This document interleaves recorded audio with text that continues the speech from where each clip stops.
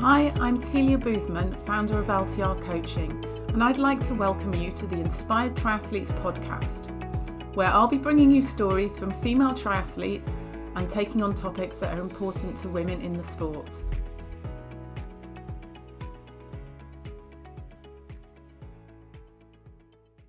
Hello and welcome to today's episode. Today I've got with me Becca and Rachel from 10 Ironwomen, who have recently completed Ironman Kalmar. And they're going to talk about their experience, because you both did Ironman or entered by Ironman Barcelona last year, didn't you? Yeah, last year. Yeah. And you didn't complete, but this year you completed Ironman Kalmar, and with the support of 10 Ironwomen, you got round the course. So we're going to talk about that experience, and I'm going to ask you both how it went. So to kick things off, I'm going to start with Becca. If you could just take us back to that moment, when you didn't finish that Ironman Barcelona, what were your emotions like? How did you feel, and kind of what happened immediately afterwards? So I think I knew pretty much from coming out the swim, because I did the swim in 2 hours and 18 minutes, I knew that unless miracles happened, I wasn't going to make the bike cut-offs. So I had 120k to come to terms with the fact that I wasn't going to make the cut-offs, which was both good and bad, because I was very much like trying to make the cut-offs, but when you're making it, because you do the maths and there's no chance of it. So I was trying to enjoy it, and also there was part of my brain was like, well, you could just get off, because you're gonna not finish anyway. But I was like, no, I need to go until someone tells me to get off. And then they didn't let me round the roundabout for the third time or the second time, whichever, to start my third loop.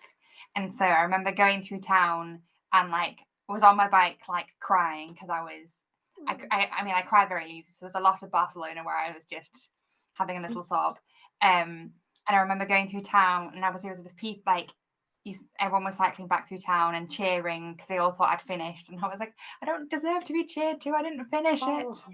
And I remember just being sat in transition, having racked my bike and getting my day stuff, and some very nice man obviously saw I was quite upset and came over and asked if I was all right, and I was like, oh no, I didn't get to finish it. And he was just like, it's just a race. Yes, you trained really hard, and yes, you tried your best, but it is just a race. It'll be okay. You can look back on it and be really proud of yourself. And I think he said lots of things, but I remember at the time it being really reassuring, and he let me out the side entrance so I didn't have to go through all the people. But I just remember I think it was a combination of being frustrated because the sea conditions meant that I couldn't be my best self that I trained for. And I think there was a lot of exhaustion because the swim was so hard that I remember that even though I tried to eat on the bike, I was really struggling to eat enough. So I think there was a lot of exhaustion, and then just sadness that I wasn't going to complete it with everyone else. We'd done a lot of sort of runs together and cycles, either back in the UK or in Barcelona on the run up to it. And I met lots of new people, and I was it's really annoying and frustrating that I'm not going to get to be with everyone at the finish line. So I remember, I think it was probably frustration, sadness, and just exhaustion, probably, when I finished or didn't finish. Yeah, well, to get that far on the bike as well, knowing that you're not going to finish, I think mentally must be so tough to just not give up as well. So kudos for getting where you did as well. You've got to be proud of that. Definitely. And saying it's just, that kind of, it's just a race. It is just a race, but it I think he doesn't was take just away from the kind of it was just the it's emotion. not quite what he said, but I think it was very much just make sure you look back on this and be proud of yourself, but don't let this sort of little moment ruin sort of the previous 6 months of training. I think he was trying to just make sure I had it in perspective, rather than this was the end of the world. But it's hard. It is hard to put things in perspective immediately after, when you're in that kind of very emotional and vulnerable state. So you can easily look at it later and go, yeah, it's okay. At the time, you must have felt really, upset and disappointed. So Rachel, Do you want to let us know how you felt as well? Yeah, I guess it was a really similar experience. So I guess I went into the race banking on the fact that I would do the swim quicker than the full time to kind of buy myself that extra bit of time on the bike that I knew I needed. Yeah. So me and Becca pretty much came out of the sea at the same time. So we did really similar time swims. And so again, from the minute I got on my bike, I knew I was almost setting myself up to fail. Um, Mm, but then I think generally I tend to be very like glass half full. And so there was kind of points where I felt like I was going really quick and I'd be like, oh, maybe I will make it, even though, you know, everything was pointing towards there was never a chance I would make that cut off. And I actually had to kind of compound the experience a bit. Um, Somebody about I think it was just after I'd finished the first loop because Barcelona is a 3 loop bike track. There was a motorbike behind me who kind of informed me that I was the last, so the absolute last mm, person in the race. yeah. And I remember saying to him, well, what does that mean? Does that mean I'm not going to make the cut off? And he was like, no, keep going. So again, I think that gave me almost false hope because I was like, oh, well, if he's not Mm, telling me that there's no chance, then maybe there is a chance. Um, and then the motorbike then followed me the whole second loop, which was quite made it quite stressful because mm, yeah, it just made it even more stressful. And then when I got to the point where the kind of the intermediate cutoff was, which was as Becca said, the second loop of the bike, as I was approaching and I could see the road was blocked off and I knew they were going to tell me, I still wanted to go round the roundabout to the point where someone physically told me I had to stop mhm. rather than like me giving up because I Yeah, really wanted to kind of have put everything into it. And then I don't know, I just felt so strange because I think I hadn't really entertained the thought that not finishing was going to be right. an outcome. Um, and then I just kind of I just didn't know what to do with myself because I just really wanted to do that third loop and then go into the run. I remember the other thing is that I like really really thought I hope Becca made it because Becca was ahead of me on the bike.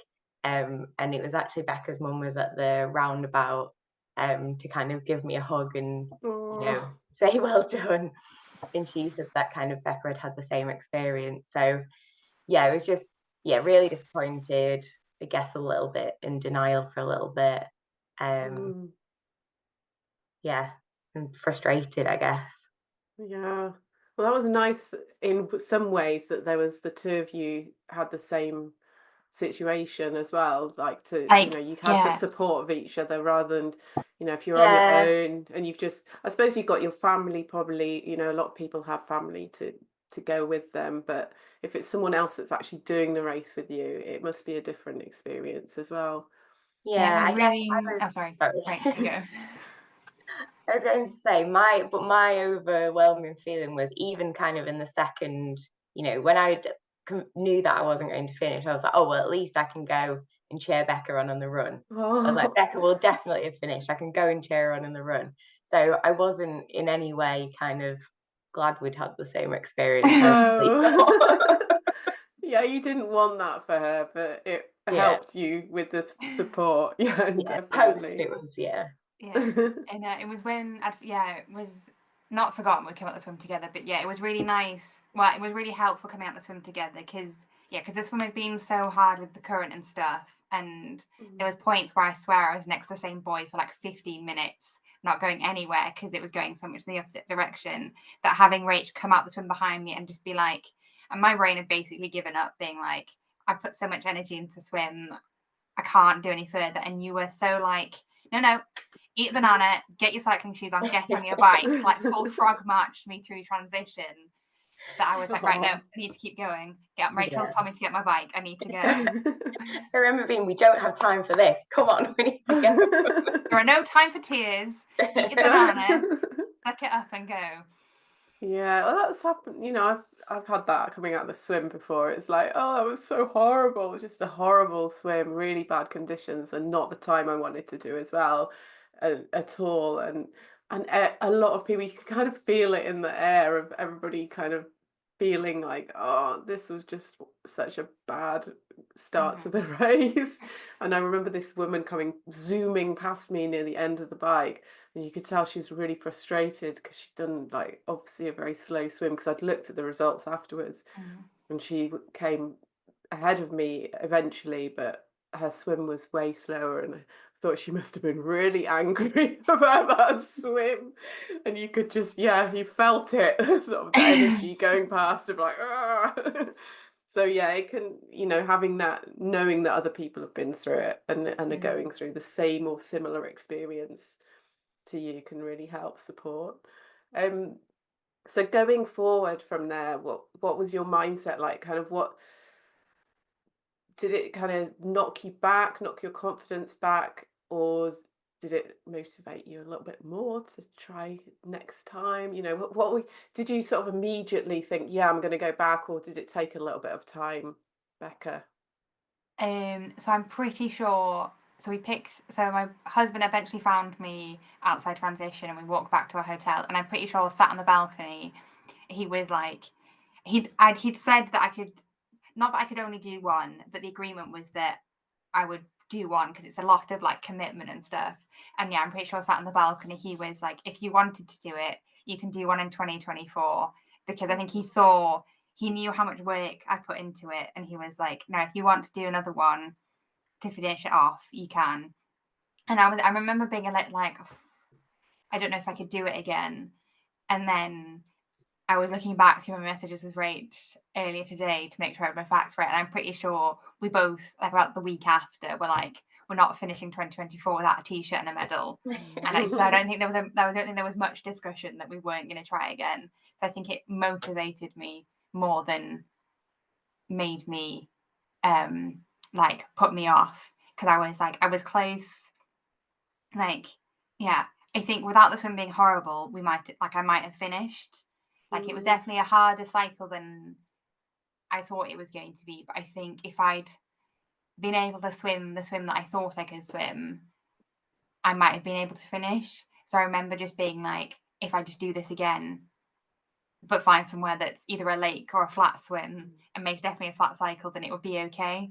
So I don't think it put me off. I think it was, again, just, yeah, frustration that I couldn't do what I wanted to do, and therefore I wanted to be able to do it the way I thought I could.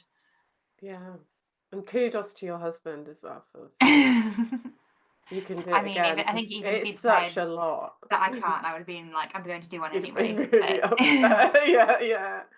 But like, that's really nice that, to say that straight away immediately, to Mm, see, because it yeah, is, you do put a lot of energy and effort into it, and to have to, to not get that kind of finishing medal. yeah, I have had people and it's happened to before, and it's so tough. It's really tough. And then sometimes the same thing will happen again. We had people uh-huh. training for Ironman when there was the pandemic on, and Okay. it kept getting postponed, and so they were having to do that, like, oh well, I'll have to train for it next year, and then it was the year after, and it, it eventually Mm, got too much. But yeah. you were lucky. Everything kind of like sort of pointed you in that Yeah. direction, and you must have found the right race as well. And Oh, Rachel, how about definitely. you? You had the same experience, or you were?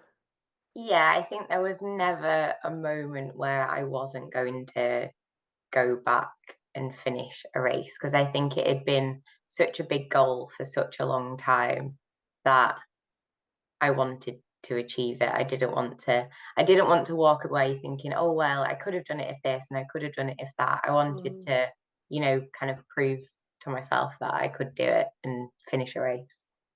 yeah. And how long did you two, sort of before doing Ironman, contemplate it? So again, I think so Rachel and I've only ever done triathlons with Rachel. Like, Okay. we I think we did London it would have been London, before it became T100. We did that back in, I think it was 2018. And then during the pandemic, we were like, let's do a half Ironman. And then I think I spotted 10 Ironwomen and signed up to do Barcelona, and Rachel got FOMO and was like, I'll come do it too. But I think I looked back through our chat history, and I think the first time we were like, oh, maybe one day we could do an Ironman was literally in about 2018. So it's kind of been a goal on it's the long-term horizon for a really project. long time. Yeah. I think it is for a lot of people. Some people just go, I'm doing it, and then do it, and then like that's it, and it comes out of nowhere. But for most people, I think it's kind of like a slow build up. I mean, to do Ironman, really, you need a bit of a slow build up, don't you? Yeah. Honestly, to get your head around the idea of like, what am I doing this for? It's kind of crazy. So, what kind of things did you learn about yourself? After that event, in between the time, kind of like going from not finishing to then successfully completing Ironman. Were there any things that you learned along the way, Becca? I'd say I think I've got mentally a lot stronger over the last year. I think having to do the training all over again, and knowing that it's a lot, and because I think going into the first training for Barcelona, like you see your training plan and you're like, yeah, sure, I'll do this, that's fine. And then you don't have an appreciation of actually the volume of it until you're in it. And I think that was my biggest, maybe, stumbling thing, that was like, I don't know if I can go back to doing 6 days a week. And so I think keeping going when it was like the weather wasn't great, or trying to juggle that and work, I think that's, and just, I think keeping the training going even when it was hard was probably, I think I got mentally a little bit stronger and just a bit more like resilient. And so did you go out in worse condition, like you just got out and done it more the second time round, or did you? I think I stuck to the harder sessions a lot more this time. I think doing stuff on the sort of interval sessions on Zwift and stuff like that, I think I stuck to a lot more. I still definitely didn't hit, I think, two of each sport each week never really happened, but I think I was more consistent, even if it wasn't every session. I think, because I think knowing that if I did more than what I did the previous year, even if just a little bit, would be what I needed to do, I think helped as well. So but I think just knowing, getting on, I used to get on the bike. What's the word I'm trying to say? It was easier to get on the bike for the harder sessions. I don't know quite what I'm saying. I suppose you knew what to expect as well as the second time round. So you're like, in one way, it was like, I know what to expect, so oh god, I've got to do that again. But also, like, I know what to expect, and I've done this before, and I know I can do it. I think that helped quite a lot, is that I'd done it before, and that there were the weeks when it was a lot of training, but you knew it was only like a week here and a week there, and you just had to push through it and have a juggle week, and then it would be over. But so I think it was I think it was positive and negatives, having done it before. But, yeah. Okay. How about you, Rachel? I guess I was humbled a bit by the experience of kind of having a goal, getting to the day thinking that was going to be the day that you achieved it, and then I think failing is a strong word, but not achieving it. So I think definitely mental resilience and an appreciation for, you can't just Ironmans are really hard races, and you can't just, you can't take it for granted that you are going to finish. So I think that was definitely a learning piece for me. Yeah, so it was kind of like, has that happened before to you then, that you've set a goal and you've not achieved it? Okay. It's never happened before. Yeah. I think that's what yeah, I think it was a good lesson to learn. Yeah, definitely. And kind of how did that affect, because I always find I learn a lot about me as a person and how I deal with things through racing, because you're like, oh God, I didn't like the way I dealt with that. It wasn't, great. And so you kind of take that away.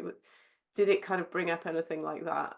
Was it kind of like, oh, you expected to just breathe through that because everything else is easy?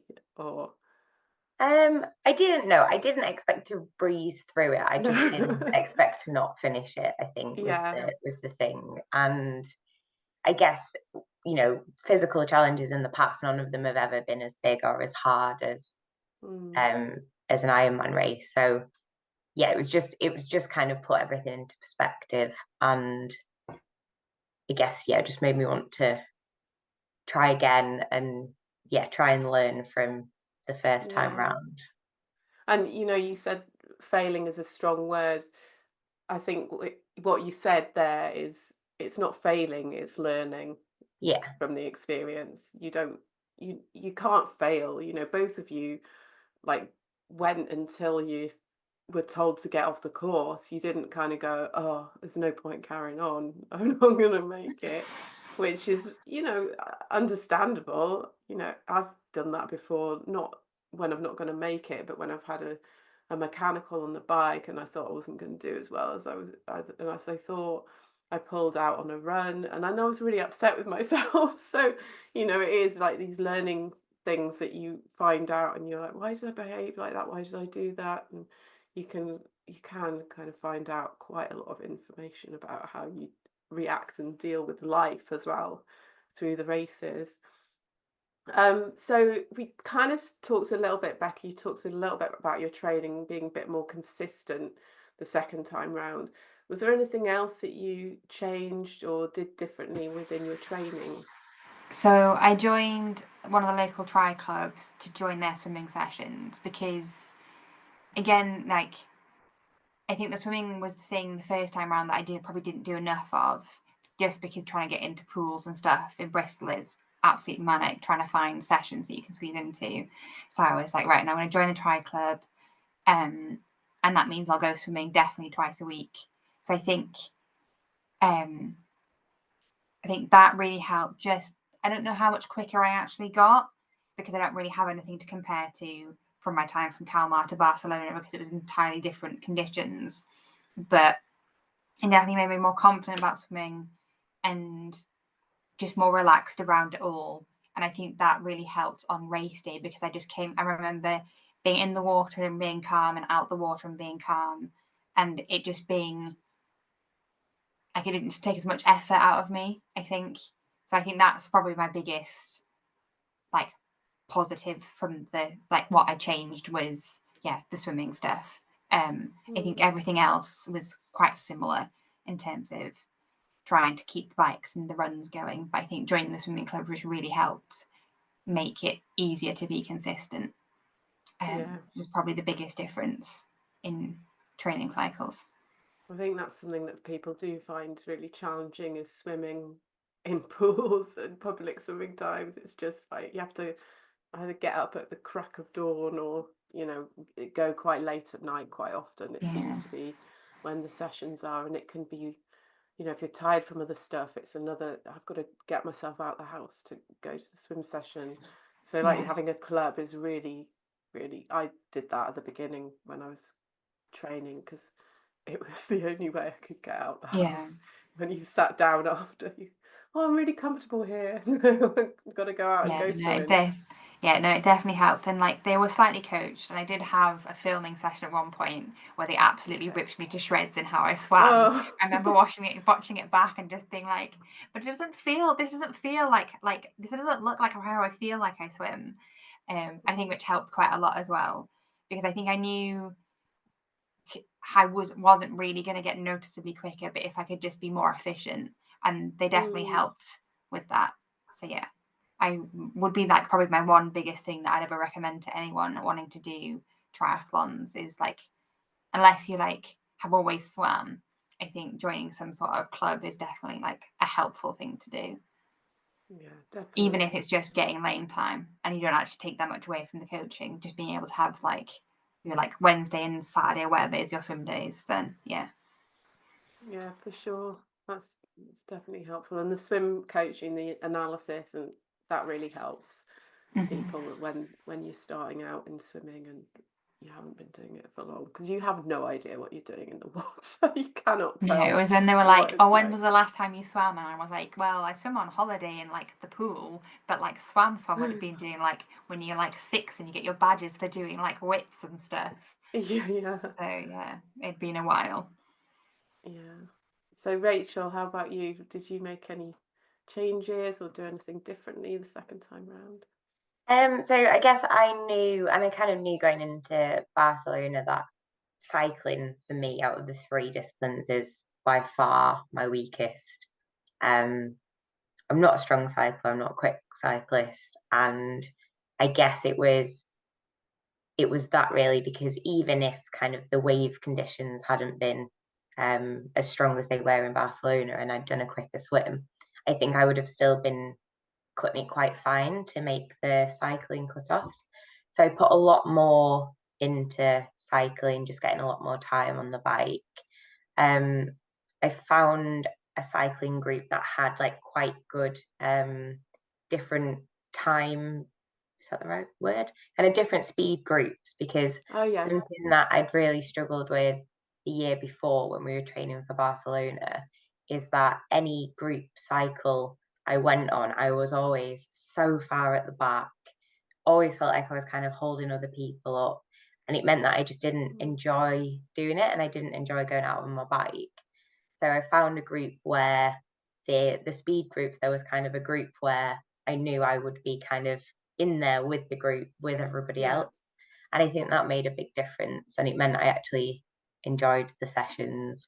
I put a lot of time in as well on kind of an indoor turbo, which I don't think I'd say I enjoyed those sessions, but I think it definitely improved my cycling. And then from a swimming perspective, I found somewhere where I actually enjoy swimming as well.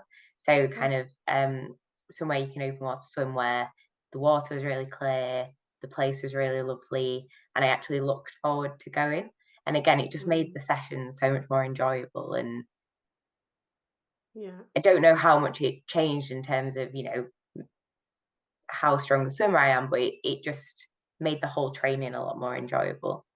Right. So you were more motivated to do the sessions then the Yeah, second time exactly. round, because you knew how to make it more enjoyable for yourself, Yeah. which is a really good thing to learn as well, because when you're doing that much time, you've got to have that reason and that motivation and the enthusiasm to get out. I think the bike cycling group thing is brilliant that you managed to find a group like that, because it can be really hard when you're like at the back and you feel demoralized all the time. That must be really hard to deal with every single time you go out. And if you're trying to train for an event like that, then you don't want to feel like that every time you go out. No. So that's great that you managed to find that.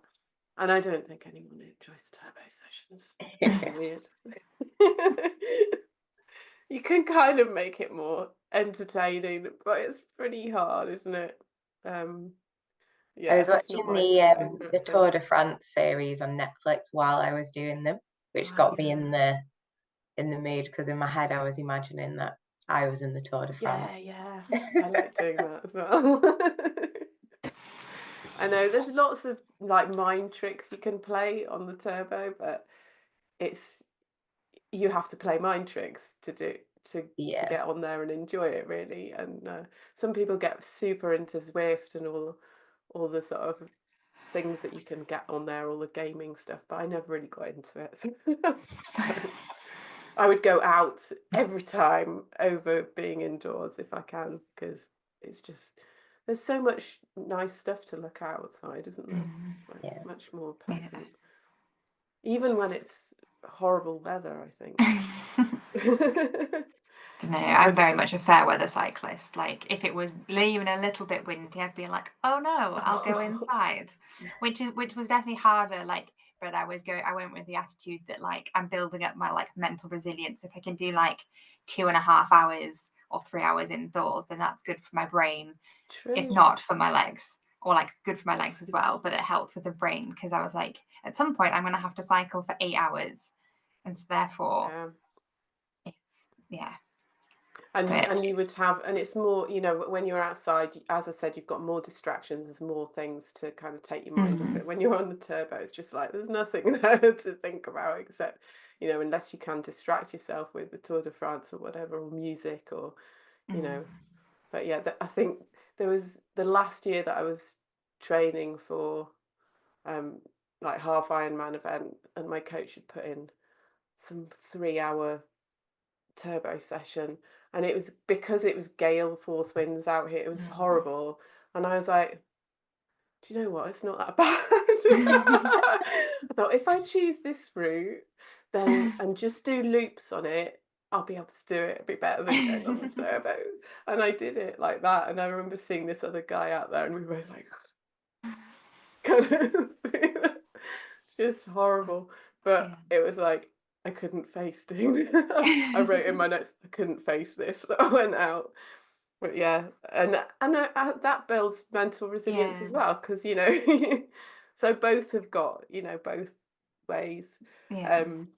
But it sounds like you made some tweaks and did things slightly differently to help you. So did you have like a big challenge?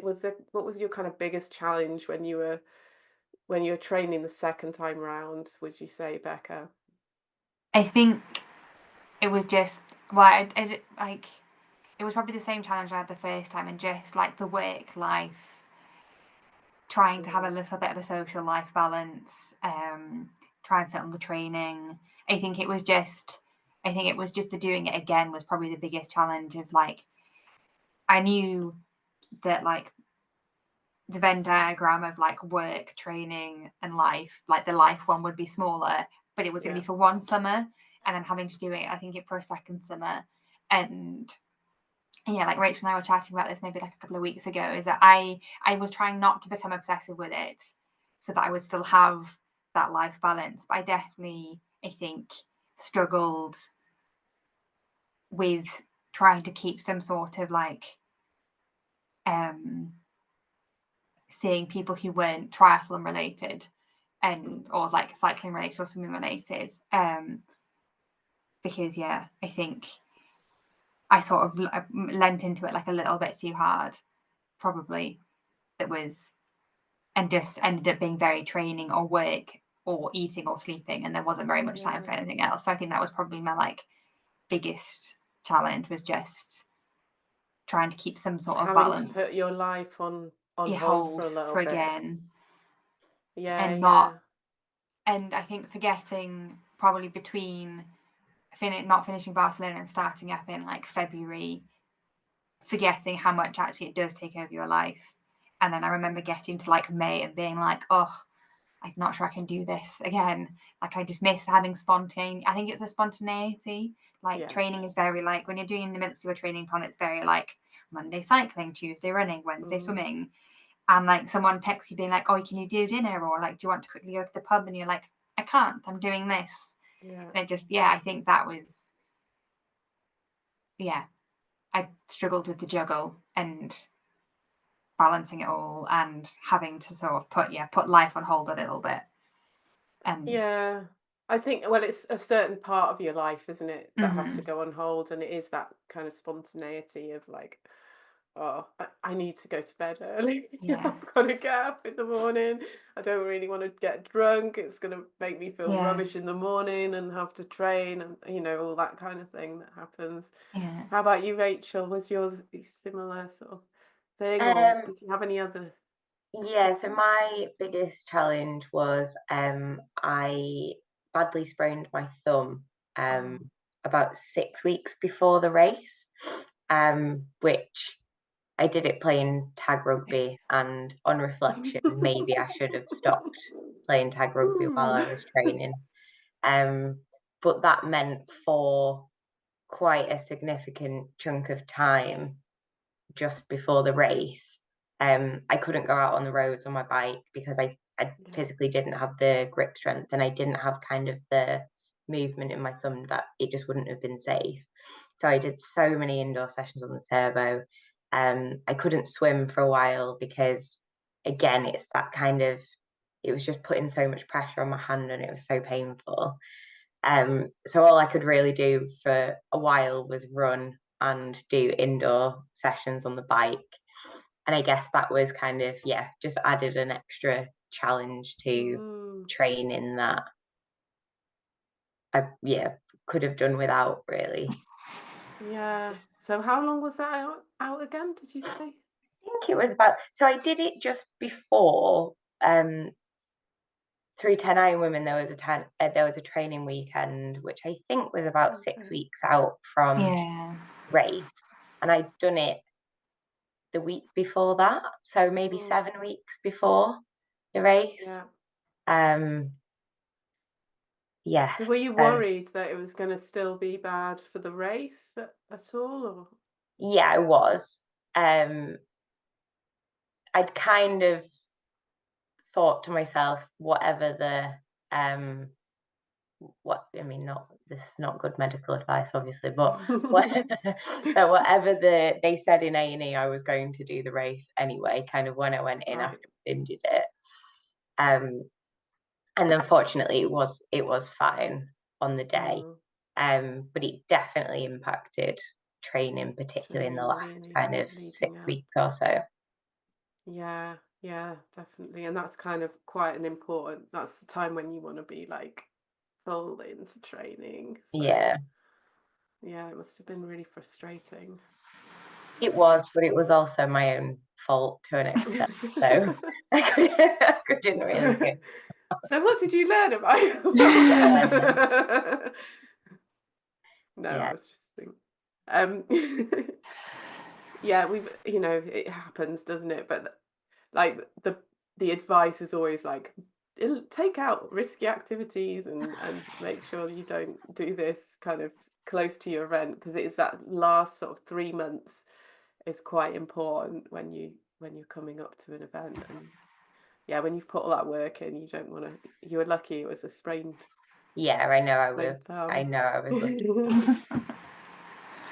I feel like you'd have still done it, even if you'd had a cast on your thumb, you'd have just like waterproof taped it up and just been like, I'm going anyway. You'd have probably, like, because of thumb, you'd probably been, I don't know. It's the bike, it's braking on the bike that would have been the real issue, the biggest issue, wouldn't it? Yeah. But okay. So how important was your support system? I know you two have supported each other, but how important was that support system when you were going into the race and kind of training together and that lead in? Becca? I'd say really important, like having Rach and knowing that there was someone else. There was also Shay and Louise, who didn't finish Barcelona, who were also doing Kalmar. So knowing that we wasn't going to be like, there was a group of us going to try again. My younger brother actually also signed up for Kalmar and did it with us. So although he very much didn't train properly, so he is not the one to follow. No. Apart from Kalmar, he'd done 2 sprint triathlons and that was it. So he fully was not like the advice I would follow to do an Ironman. But yeah, I think having 10 Ironwomen, like the training weekend, and I think it was just, even though there was maybe less bigger group of us doing like the official 10 Ironwomen race this year, there's still so many people doing their own. Like every sort of Monday it would pop up, everyone had done something other weekend, and it was just nice knowing that there's this community of ours where everyone's trying difficult things, and you knew that everyone was doing lots of training, and it just made it feel less alone. When, like, I think in Bristol this year there was only me doing Kalmar, and I think there's another couple of the girls who were doing other Ironmans, so we don't really have as much of a network for like the longer rides and stuff that like London was having, but it still felt like there was a group. I don't know, it was just, you weren't alone when you were having your like big training weekends. There was other people out there also doing 8-hour rides or 6-hour rides or really long runs, and you're like, okay, cool, it's not just me that's signed up to do this. Because I'd say quite a lot of my friends don't do these big things. So when you're like, or at work and your colleagues and they're like, what did you do this weekend? And you're like, well, I cycled for 6 hours on Saturday and I ran for 4 on Sunday and nothing else. They're like, oh, okay, why? So like having Rach and 10 Ironwomen and was just, it just makes it all feel a bit more relatable, I think, and a little less like you're doing something really odd and weird and different. Definitely. And your husband as well was supportive and helped you. Yeah, he definitely was. He just picked like a lot of slack up around the house. He's into like cycling and stuff, but we have a dog as well, so that sort of makes things harder in terms of that. I think if we didn't have the dog, he'd have come out with me for a lot more of my rides, but trying to do juggle, that didn't really work. My dad's very into cycling as well, so he came out for some of my long rides with me. Like I did a couple of sportives with a couple of the other 10 Ironwomen. I think there's definitely I think you can't do one of these mad big challenges without having the people around you to help you, even if they don't do it, even if it's just friends who are there at the end of the phone when you've had a long day, who are there for a chat, who very much don't understand why you've signed up for something like this and baffles them, but knowing that they still support you even if they don't understand why. And they know it's important to you, so it doesn't matter whether they get it or not. It's just they want to be there to help you and be there for you. I had friends like that when I was doing my training, and it was nice because I had my kids were a bit younger at that point, and I remember there was one point when I was like, I've got to do this ride, and I had my son with me, and I was like, can you just look after him for a bit and I'll meet you for pizza afterwards. It was such nice. I can remember that really vividly, that one, because I didn't really ask for help from friends that often with the kids. That one time I did, and it was really nice. Just went off, did my ride, and had some really good pizza. How about you, Rachel? I think definitely having the 10 Ironwomen support network was amazing. There was a lot of us who did Kalmar, and as Becca said, there was a lot of people who were kind of London based, which is where I am. So there did seem to always, on any given weekend, be someone who'd post in the group saying they were going out for a ride or going out for a run. And then there was other events in the calendar as well. So I think both of us did Olympic distance with everyone. We did a middle distance try. Oh no, we did the middle distance try. We did it by ourselves. But kind of having other events as well, kind of in the build up, again, just it makes it so much, for me, it's making it more fun and more enjoyable and less like, I don't know, it kind of becomes part of your life rather than you kind of giving anything up. Like for me, it was kind of adding to things rather than giving anything up. And as Becca said, just having other people who can relate, because trying to explain to someone that you've done a 30-kilometer run at the weekend just to some people just doesn't compute. Doesn't make sense, does it? So it was really nice to kind of, and as well, the other thing that I thought was really nice and I found really kind of inspiring, and it really kept me going, is seeing how many of the group had finished in Barcelona and kind of thinking, okay, I want to be one of those next year. I need to be one of those people who finish next year. And just having a network of people you can ask questions to. Like there was never any questions too silly to ask in the group. It was like, even to the point of being like, how do I wash my bike? And like Sue's put up a really good video of like her fully like step by step how she would wash her bike. Nice. And it's just a really and everyone would be like lending bikes or lending equipment or being like suggestions for kit you could have. Like it it was, yeah, it's a really good community. Like everyone is totally supportive. Yeah, that sounds amazing. And did you, because you'd not finished, you were doing it again for the second time, did you also get to support people that were doing it the first time this year? Did people kind of come and ask for help or support? I guess a little bit, but I guess I felt like, Underqualified. yeah, exactly, like a little bit like a fraud if I was, trying to No. dish out advice. Um, but yeah, there were kind of people who were new to the group who had signed up to Kalmar who, yeah, I guess if I did have any nuggets of wisdom I felt like I could share, I would. But Mm, yeah, it was just always nice to have other people in the same Mm. doing the same thing, training for the same event. yeah. And did anyone not finish in Kalmar? There must have been people that I didn't finish in think Kalmar. there was two. I think someone didn't make the end of cycle cut off, and I think someone got caught on the last lap. Like you had to start the last lap of the run by some point, and I think someone didn't make that cut off. But I know the person who didn't make the bike cut off has already said that she's going to either go back to Kalmar next year, or which I think it's Emilia, the Italian one that 10 Ironwomen have picked. Okay. And I think she was disappointed, but again, probably like Rachel and I, very much just like, well, I've come this far. She's seen you do it. She's seen you do it as well, and do it the second time round as well. So, by being part of the group, you're also able to inspire other people. Like we didn't do it that last year, but Yeah. the year after we did, we managed to do it. So, yeah, that's really good. So, on race day, the second time round, how were you feeling, like mentally, and were you feeling confident, or was it like okay?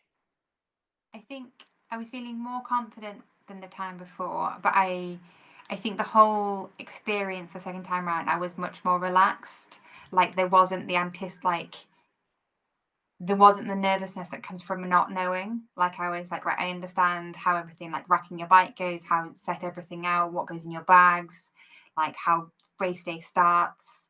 So I think there was a lot less nerves, and like the swim, I think it was the fact that the swim was not quite pancake flat, but it was so entirely different to Barcelona that I was like, well, like the bit that went wrong is going to go better, so therefore the whole day is going to go better.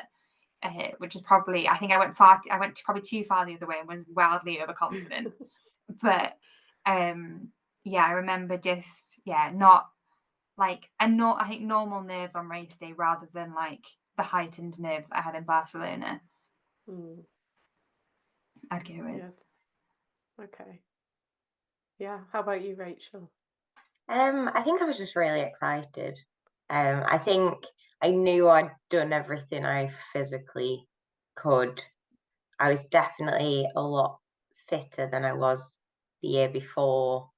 Although we kind of never got to the run part of the race, I'd kind of done a much more running, much further runs, was kind of my pace was better. So just my Mm, general fitness was better. So I guess, yeah, I was nervous, but I was excited, nervous, and just wanted to kind of get in there and enjoy it really. yeah. Yeah. So, did you say that you didn't run in Kalmar? And I know, so So that, yeah. sorry. we Oh, didn't you never got start to the do run the in run again, Barcelona. Yeah. Barcelona. Sorry, I was thinking, did they so? No, no, no, no. So Did you not do a yeah, run? yeah, no, in Okay. Barcelona the year before, obviously I don't know kind of how my run would have been, but Right. Okay. I was just Yeah, but you I'd felt, done so much more training, I was so much fitter that yeah. I felt kind of, yeah, excited and confident going into it. Yeah, and I think also, sometimes people don't realize that amount of endurance training. The first year round, the first year that you're training for an endurance event, you're kind of like building a bit of a foundation still, especially if it's your first year doing an Ironman. And then the year after, you're building on that endurance from the year before. So you are in a better place physically. It can take quite a long time to build up the endurance that you need for Ironman. It doesn't always come straight away to people. So, you know, having that extra year definitely would have helped you and got you fitter. And I don't think people always realise that. They think it can, oh yeah, I'll just get around it really quick and I'll do 6 months training and it'll be fine. It's like, no, you might need a bit longer. And everyone's different. Some people can wing it and do that, but you know, most people can't, and they need a little bit longer to prepare for the race. And were there any moments during the race that you had to like dig deep mentally and kind of give yourself a bit of a talking to? I don't know. It goes without saying that that's going to happen, but just run us through anything that stood out for you. I feel like we'll probably have at least one place that's the same, and it was because you basically Kalmar, you cycle out to an island over a bridge, you cycle round the island, then you cycle back over, and cycling back over that bridge felt like purgatory because there's a headwind coming the other way, and there's like a 5K like flat bit to get to like the bit that went up and over, like where the boats go under. And honestly, that 5K, that bit of hill never came any closer. Like I felt like I was cycling for hours back across this bridge, and then you hit the hill, and I was just like, this is the end. There was points on that bit where I was like, I can't keep cycling anymore. Like I'm going nowhere. So I think that was probably the bit I had to dig the deepest. And then I think because once you'd done that, that was like and come back to town, I think it was like 120K, and then you did a different 60K loop. And I think I got like a little bit lonely on the end of that loop when there was no longer people coming the other way, and like occasionally people catch you up or pass you, or you'd pick people up who'd like stop for a wee or whatever. And I think that took a little bit of like a lot more brain energy than I thought to just get that last little bit, because again, I'd never done, I think the longest ride I did was 100 miles, and I feel like that last 12 miles was probably quite long. Yeah, it's a long way to cycle, isn't it? Yeah. Ironman. How on the run you felt good? The run, I think on the run, weirdly, like I think the longest I'd run in training was like 25K, because running's the bit that I really struggle with. But I knew that I was never ever going to really need to run that far, because I was only ever going to run between aid stations, and now it's just like, as long as I can keep doing that. Like it took me, I think, a lap to get into the swing of things. And then I basically ran a lap with one of the other girls, Laura, and that was fine. And she sort of sped off a little bit. She's a little bit quicker than I was. And the last lap, it was fine. And then I got a stitch basically halfway through the last lap. But the thought of never finishing didn't cross my mind. Like I saw my mum and my husband maybe with like 4 or 5K to go, and I had a little bit of a wobble, being like, it hurts, my stitch really hurts. It's been so long, like I've been on my feet for like 15 hours, like when will this stop? But even then I was like, I just have to keep putting one foot in front of the other. And there's like a couple of people caught me up, and we all like sort of finished ish together. So it was just the cycle, because I was very much like, once I'm on the run, I just have to keep moving, and I'll finish. Just keep going. Yeah. So I think it was just the cycle where I was like, I think because I think I'd gone into, again, I thought I was reflecting on it like the day after and stuff, and I think it never felt like my cycling legs fully kicked in. Like cycling's like my favorite thing and the thing that I think I am strongest at, but it never really felt like the training I'd done and like the sessions I'd done where we'd done like long sort of race pace intervals, like that never like those legs never really appeared. So I remember, I think that's what didn't help my I sort of gone into it feeling very confident I was going to do it in like under 7 hours, the cycle, that it was going to be great because it was flat and it was like a nice loop and stuff. And then just watching my clock, like my laps time go up, not as like, and knowing, doing my maths and being like, like you're not quite playing fire with the cut-offs, but like this is taking longer than I thought it's going to take.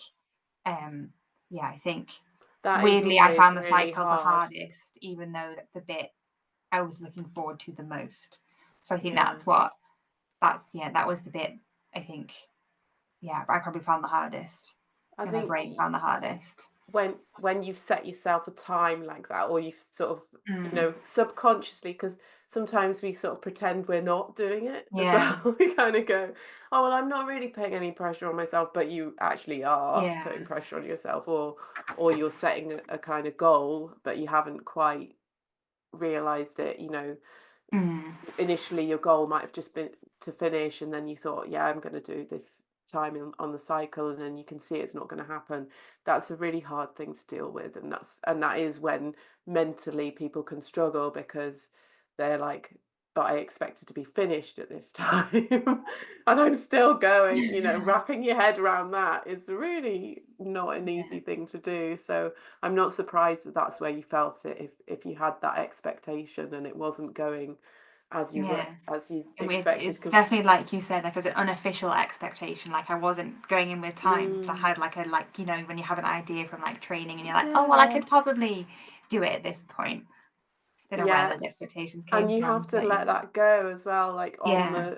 when it comes up in the event, you have to let it go really fast, because otherwise it can affect your Mm. whole event. And like I said, when in that event, the Ironman I did with the horrible swim with the woman like racing past me, I remember being really upset about my swim. It was like, and the whole day, like I was just kept thinking about my swim, because it was gonna knock on, obviously, on the Yeah. rest of my time, and I had an idea of my overall time, and mentally that's draining, and it's hard to deal with. And you can learn techniques then to have the goal, but then be able to go, I'm just gonna let it go Yeah. on the race day. But it isn't easy. It's not an easy thing to do either. So Rachel, how about you? Were you Yeah, I think it was at a very similar point that I kind of I did think I give read a me race report of someone doing the same as well online, and I was like, yeah, Yeah, go so on. the swim I really enjoyed. I really enjoyed all of it. The cycle again is set off to a really good start. The conditions were amazing on the day. The support was from kind of crowds was amazing, and I really kind of like really draw on that. Like that really gives me a Mm, boost when kind of if people are kind of out and clapping and cheering, that kind of really spurs me on. um but yeah, when I got to that dreaded bridge the second time, and obviously there was nobody out cheering because it was oh a very yeah. long straight. It was almost like a motorway over the bridge, wasn't it? Yeah. um and at that point as well, kind of everything hurt. My shoulders and my arms hurt from being in the same position. My thighs were burning from kind of, I think the downside of it being a really flat course is that you don't stop pedaling for, Mm, 7.5, 8 hours. Um, and it just felt like the lactic acid in my thighs had built up. Everything was hurting, and it was making me feel physically sick. And I felt like I really did hit a wall. And it was kind of at the same point where there was this incredibly long stretch of road, and there was a headwind, and there was this slight incline which felt like a mountain, even though it was probably not if we went back up now. Um, and I guess that was the bit that I had to really push through. But then after that, kind of when I got to the other side of that, I did then enjoy the rest of the cycle. And then I did really enjoy the run. So I think it was just kind of getting over that bit in the middle. Um, mm. like I had a bit where I had to just like stop, have a bit of a stretch, kind of move my body, get back on the bike, and then was like, right, okay, let's go. And then I felt a lot better after that. Yeah, definitely. Yeah,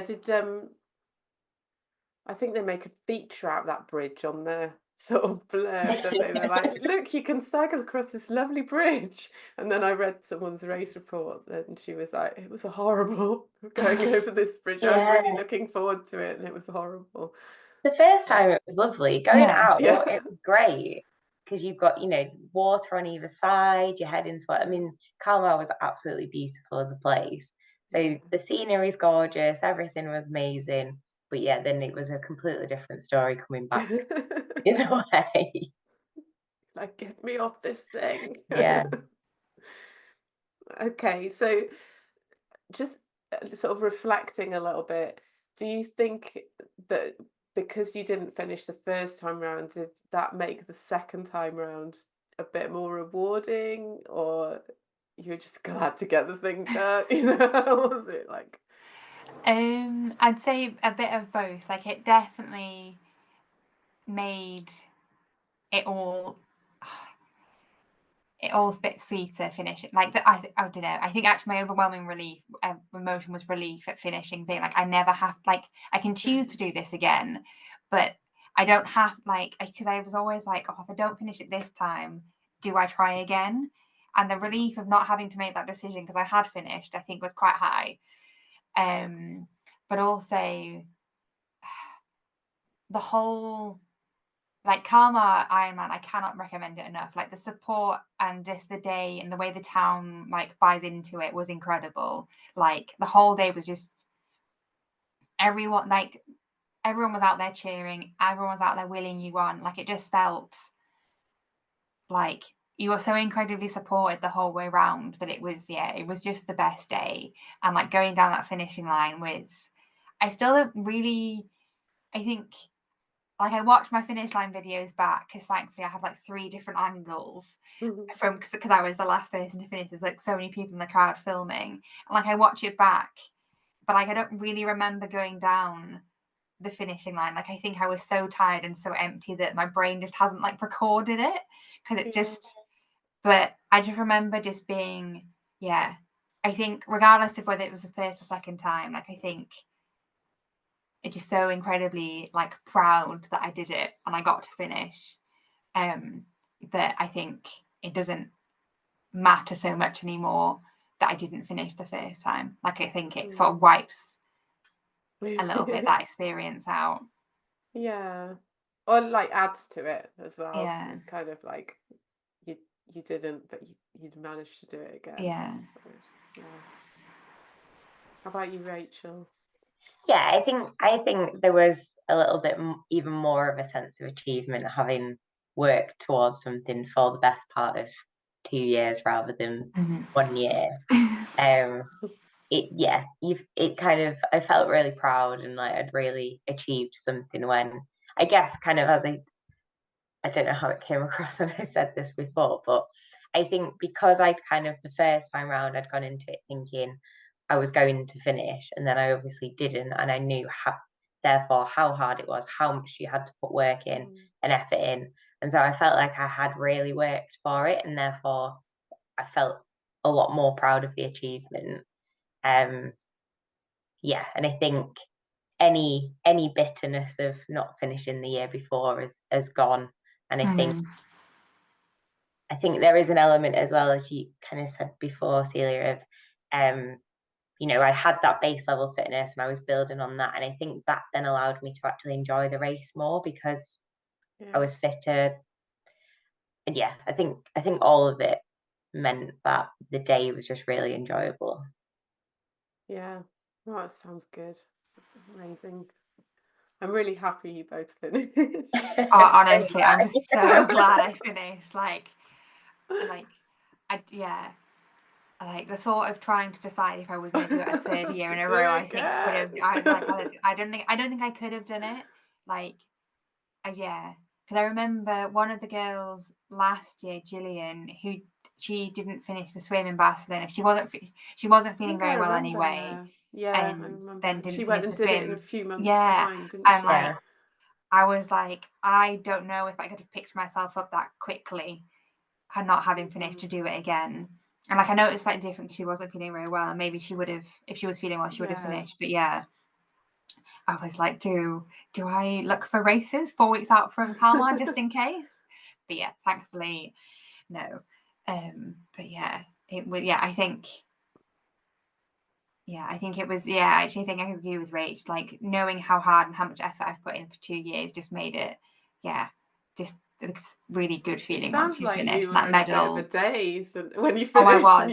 It sounds like you still haven't realised that you've done it. Actually, there's a picture of me because Laura, who I did quite a lot of the run with, you sort of looped into town and then back out again and then came at the finishing line, I actually heard them announce, Laura, you're an Ironman, as I was running through town to come back to the finish. And so she waited for me. And there's a picture, my husband's got a picture of us, like sort of with medals and like silver foil blankets around going to get our t-shirts and stuff. And there was not a light on. Like my face is so like dazed and just empty. But yeah, I think that's why it took quite a while for me to be like, oh no, I did do it. It is real.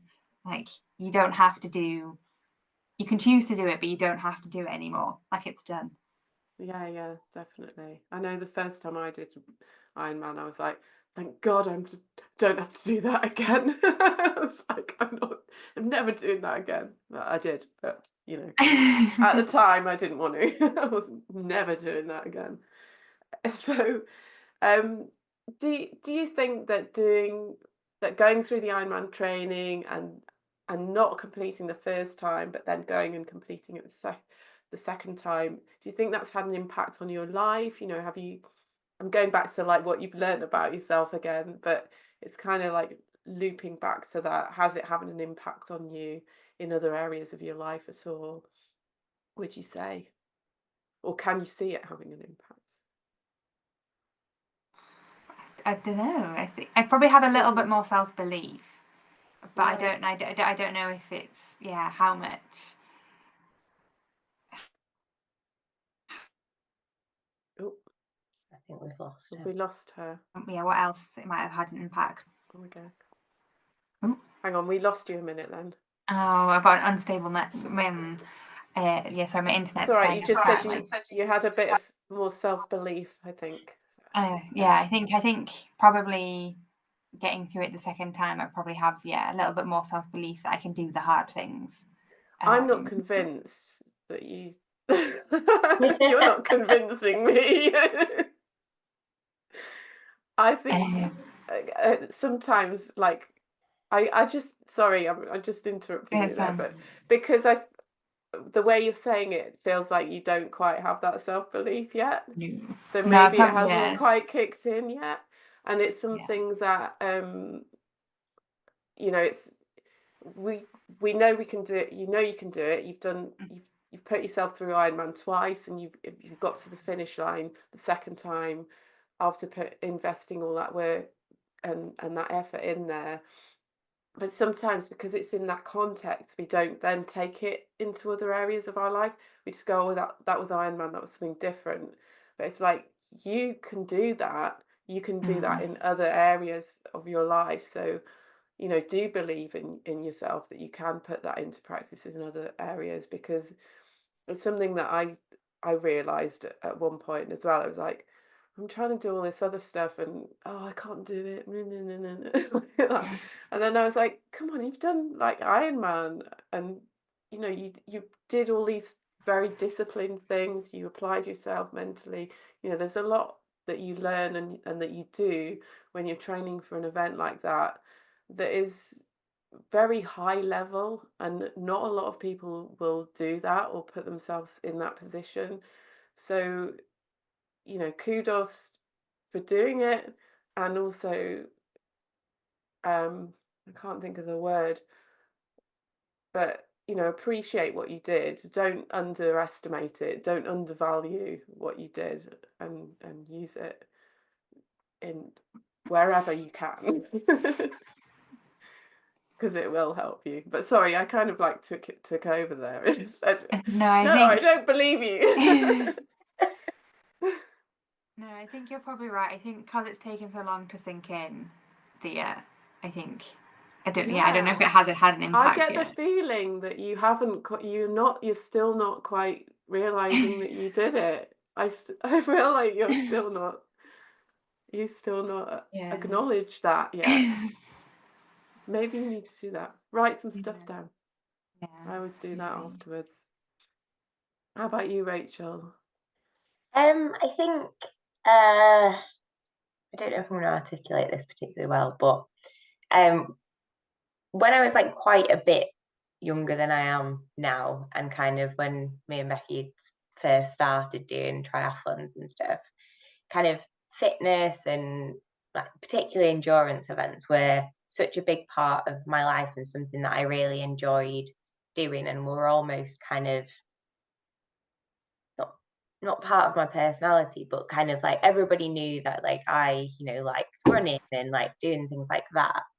And then I think particularly after lockdown and like in the last couple of years, I'd kind of lost that enjoyment and kind of lost that bit of myself a bit. And I think even when I was training for Barcelona, I never really regained that. And I think I found it really frustrating that things that I used to find really easy, I was now finding really hard. And it was kind of something that I had to come to terms with, that, you know, obviously people age, and if you if you don't keep your fitness up, then you do lose it. You know, you can't just expect to turn up and everything be the same again. So I think kind of going through training for Barcelona and then training all of this year, I think I'm finally back where I kind of feel like me again, and I feel like the me from before, which I did think I'd kind of lost. And I think that I guess that's the kind of the thing that then does, you know, even though it is very specific to kind of exercise and endurance events, it does then kind of seep into other areas of my life and kind of impacts my self-confidence. And I think I've definitely gained a bit of that. Yeah. And you've not gone back to the old you, although there's part of that with you now. You're a new and improved version now. Yeah. Because you went through all that stuff. Yeah, I guess it was just I felt like I'd lost part of myself for quite a while, and I feel like I maybe get what it you're is new and saying. improved, but I've got it back. Yeah, you've got that part of you back, but it's in a different place than it was back then as well. Yeah. Awesome. Okay. So I'm conscious of time, so I'm going to try and kind of wrap up a little bit now. So if anyone, you know, what advice would you give to anyone that's experienced a setback like this, and you know, what would you say to them? I'd say you can you can always try. Like, I think there's no harm in trying, and if you don't finish, you can always try again. Like, it's not, I think like Rachel said earlier, it's not failing, it's a learning experience. Like, because, and also, like, I wasn't always a massive fan of using the phrase like victory lap for the day. Like, you've done all the training and this is the victory lap, because I was like, it's a very long victory lap, it's 16 hours of victory lapping. But it is like what happens on the day, like, as much as it is disappointing not to finish, like, that shouldn't tarnish your reflection of the how you've worked to get there. Because there is so much effort that has to go into before you even got to the start line, that I think it took me like a while to see that after Barcelona. Like, all I could see was the fact that the day didn't go well, and it took me like a month to realize that I'd still committed so much to the whole process, that like getting to that start line is still such a big deal. So I think that's probably what I'd say, is that make sure that you are proud of yourself for what you have achieved, even if like the big medal isn't there. And then I think give yourself time to have, like, be sad about it, be frustrated about it, but don't go back to the same one. Try a different location, but try again. Don't do things the same way, basically, isn't it? It's like you've got to, if it didn't work the first time, then something's got to change, and it could be the race, it could be like the amount of time you trained. There's all sorts of things that you can tweak and change, and to make things and like I think it out. is frustrating, because I think it was the weather, like there was the sea conditions that made, and like that's not always something you control. But I think and I think that's why it took me so long to maybe like reflect on like the effort as a whole, not just the day, because it was something out with our control that meant we didn't finish. And I think that was quite hard to accept. But I think just making sure you're proud of yourself at the end of it all. Yeah. I think And that's, all you can do at the end of the day is you prepare yourself for the things that you can control, which is your mental attitude, your training, and how you're prepared going into the event. Everything else is like, you just got to see what happens on the day, and it is tough, and it's not, it's a hard sport for a reason, isn't it? It wouldn't be any fun if it was easy. Anyway, you wouldn't want to do it, would you? So, yeah. Rachel, how about you? What would you say to someone that was? Yeah, I think Becca actually gave me credit for something that you said earlier, Celia, because I was going to refer to the same thing. But I think seeing it as kind of learning and not a failure, and I think obviously in the kind of very immediate aftermath of a setback like that, no one wants to hear like, oh, but you did really well, you tried. But I think there is an element of it that is, you actually achieved so much, and you can learn so much from what you've achieved, and you can apply that to either if you do want to try again and do another race, or actually if you don't. I think it's still an achievement, and I think there's still so much you can gain from it. Yeah, definitely. I think that's true as well. You don't have to necessarily go and try and do it again.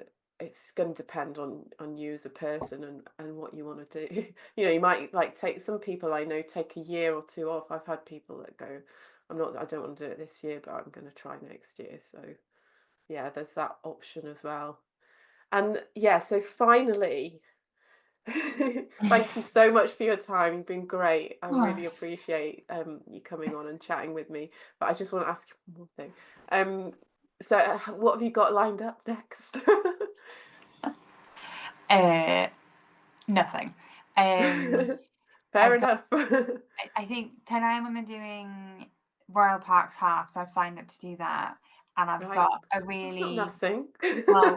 It's not like as in I've bet not trained for sure. Like, so I haven't really ran since the Ironman. Right, okay. Ironman, so it's going to be an interesting party pace around London. But I thought, since I've not really done that many of the like Ironman 10 Ironwomen events, that it would be nice to go and see some people that I've not seen since Barcelona last year. And then I've got there's a thing near Bristol called, I think it's the 12Ks of Christmas. And it's like I think it's 2 Saturdays before Christmas, and fancy dress is encouraged. And I'm doing it with some like non-triathlon friends. And there's a mince pie and a mulled cider halfway around the run. Oh, so nice. I think that's something fun. But yeah, other than that, no big adventures. No big adventure planned, I think. Yet. Yet. I think I need a summer off, and I think one thing I need to learn this year, or like the next calendar year, is how I don't have to do the big events, that I can do something small that's not an Ironman, and to work out what I actually enjoy doing, like sport wise. I think I'm yet to get the balance right between all or nothing. So I think that's probably my biggest thing for this year, is to be like, find some sort of balance between no sport and 6 sessions a week stuff. Yeah, and I mean, to be honest, like with Ironman, we can talk about balance, but you can't really. You just can't. You have to sort of embrace it, and it has to become part of your life. Like you were saying earlier, Rachel, it kind of like, for you, it added to your life, and you made it part of your life, so that it worked that way for you. But it's not everybody wants to do that, and that's fine. I did it for years, and this last few years I haven't been racing at all, and it's like I've found a different way of being, and my life's changing quite a lot, and I'm doing different things, and it's just, it's great. I'm really enjoying it. But part of me is like, oh, might want to go back at some point, but I don't know, at the moment. So sometimes you just need a bit of time to reflect and kind of figure things out for how you want to move forward and, you know, live your life basically, because it's got so much free time now. Yeah, I bet. It's like we've got chickens now and all sorts of extra bits that I couldn't deal with before. How about you, Rachel? Have you got any plans for... I'm really tempted to do another full Ironman next year. Just because of how much I enjoyed it, how much I enjoyed the day, how much I enjoyed the training. As Becca mentioned, the 10 Ironwomen next year are targeting Emilia Romagna in Italy. Yeah. And there's a full distance on the Saturday and then a half distance on the Sunday. So I'm kind of in two minds as to whether to do the full or the half, but I'm kind of thinking if I'm going to go and do it, I may as well do the full. You're going to get FOMO, aren't you? Yeah, I think so. So I haven't signed up to that yet, but I think I might, just because of how much I enjoyed it. Oh, amazing. That sounds good. If you were thinking of doing another one, maybe you could look into that one. Not next year. No, my husband's doing Ironman Wales next year, so we can't have both of us training for Ironman at the same time. It's not going to happen.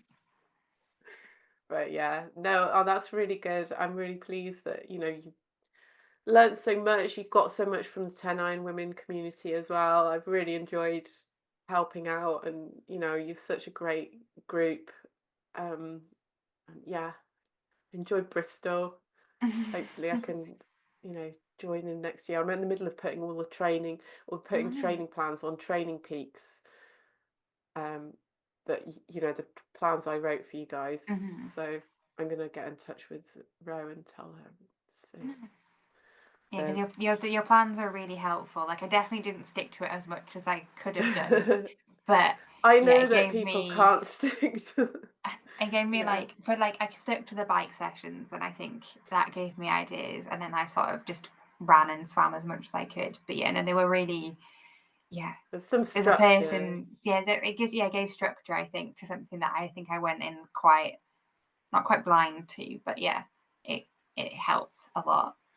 Yeah, well, thank you. Well, I'm glad that helps, and yeah, well done for both of you. You know, amazing job on Kalmar, and yeah, celebrate some more if you need to. Just ride the celebration. How long ago was it? Not that long. Month and a half. Right. Okay. It's not long. No. The week after Kalmar though, I climbed Kilimanjaro. So I had like quite a big two really big life physical challenges in a very short amount of time. And it's kind of really compounded the trying to get down off the high afterwards. Yeah, I bet. Oh my God. So next year, after Italy, what are you going to do? See you with Everest. Yeah, I was going to say. It wasn't planned, but well, Kilimanjaro was planned, and obviously I thought I was going to have finished Barcelona, and then it was only after not finishing Barcelona, and then 10 Ironwomen announcing that they were going to do Kalmar, that I looked at the dates and was like, oh, they're quite close together, but I'm just going to be all right. Yeah, and it was all right, and yeah, I really enjoyed both, so nice. Yeah, it was amazing. Oh, cool. That's amazing. Well done. Congratulations. Thank you. Yeah, you've got to like come back down to earth now a little bit. Yeah. Literally. Well, have a lovely evening, and yeah, I'll hope maybe see you again next year. And if not, good luck with everything, and thanks for your time. Thank you very much. Cheers. Thanks. No worries. See you soon. See you soon. Bye. Bye. Thanks for listening today. Have a great day. Take care. Bye for now.